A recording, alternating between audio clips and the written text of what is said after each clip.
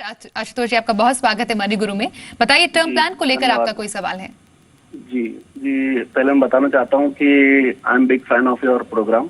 Thank you so much. मेरा question है term plan से रिलेटेड। बेसिकली दो क्वेश्चन है मेरा एक LIC पॉलिसी है, LIC जीवन आनंद, जो कि 5 लाख की है 25 साल के लिए। और मैं उसके 9 प्रीमियम ऑलरेडी भर चुका हूँ, पर मैं अब उसे सरेंडर करके एक LIC ई टर्म लेना चाहता हूँ 25 साल का। ऑलराइट, तो क्या मेरा ये डिसीजन सही रहेगा? और दूसरा क्वेश्चन ये है कि हमें ई टर्म जो है, टर्म प्लान जो है, वो कितने साल का लेना चाहिए? ऑलराइट, तो ई टर्म जी, मतलब बेसिकली जब तक हम रिटायर हो रहे हैं तब तक का लेना चाहिए या उसके बाद का भी लेना चाहिए? ऑलराइट, तो दीपक, आपने इनका सवाल जाना कि 2 सवाल इनके हैं। क्या is it advisable for him कि जो ऑलरेडी प्लान इन्होंने ले रखा है LIC जीवन आनंद का, वो उसको बंद करे और LIC ई टर्म ऑनलाइन प्लान ले, और कितने साल के लिए लेना बेनिफिशियल होगा? अगर इंश्योरेंस कवर चाहिए तो टर्म इंश्योरेंस के तरफ ही देखना चाहिए। तो जीवन आनंद जैसे प्लान्स अच्छे थे, मगर अब मेरे हिसाब से ना इसमें रिटर्न्स मिलता है कुछ खास, और ना ही आपको कुछ अच्छा कवर मिलता है। तो मैं हमेशा यूलिप्स की तरफ थोड़ा बायस्ड हूं, क्योंकि वहां बहुत ही अच्छे रिटर्न्स के चांसेस हैं। इसमें 4 to 6% से ज्यादा आपको नहीं मिलेगा। तो अगर कम रिटर्न्स देख रहे हैं और आप अगर उससे खुश हैं तो कंटिन्यू कर सकते हैं, नहीं तो जैसे इन्होंने डिसाइड किया है उसको डिसकंटिन्यू करके एक ई टर्म प्लान ले सकते हैं।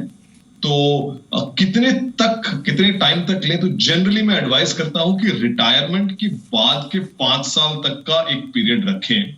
तो अगर ये 60 साल पे रिटायर करने की सोच रहे हैं 55 इयर्स इन्होंने सोचा है दीपक, 55 इयर्स।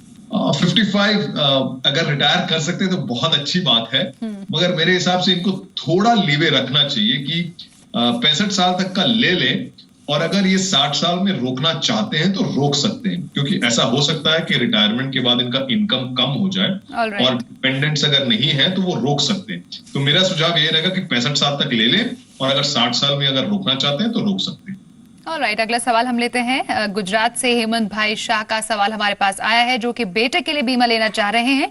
खुद इनकी उम्र है 54 साल और बेटे की उम्र 33 साल है। अब कौन सा बीमा कवर बेटे के लिए सही रहेगा, ये वो जानना चाह रहे हैं। अब ये पता नहीं कि हम ऑफ कोर्स एज को देखकर यही मान सकते हैं कि इनका बेटा एक अर्निंग मेंबर होगा। तो इनके लिए क्या सुझाव होगा आपका, दीपक?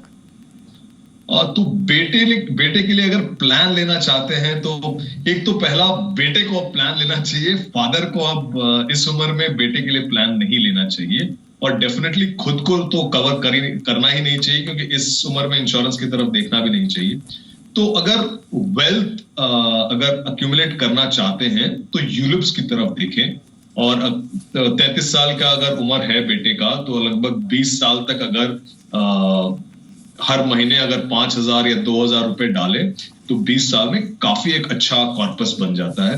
तो कुछ प्लान्स हैं जैसे HDFC लाइफ के क्लिक टू इन्वेस्ट, SBI का e wealth, Aegon Religare, Aegon life का आई मैक्सिमाइज। ये काफी प्लान्स हैं जिसमें चार्जेस बहुत ही लो है, इनफैक्ट क्लोज टू 0 है, and better than some mutual funds also.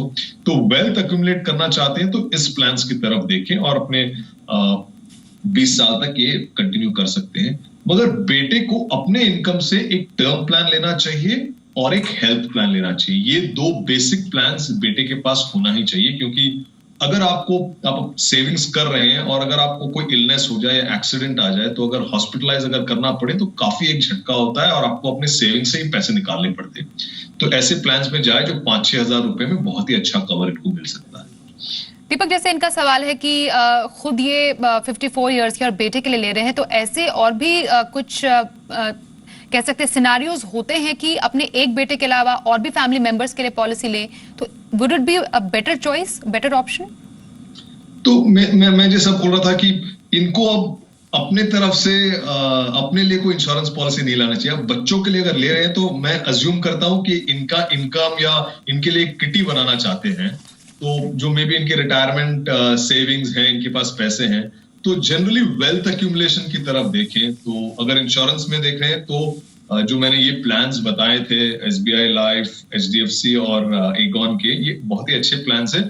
कि अगर 2 बच्चे हैं तो 1000 रुपए या 2,000 रुपए हर मंथ इनको डाल सकते, डिपॉजिट कर सकते हैं, तो ऑलमोस्ट SIP की तरफ ही काम करता है और 20 साल में बहुत ही अच्छा एक कॉर्पस बिल्ड हो सकता है।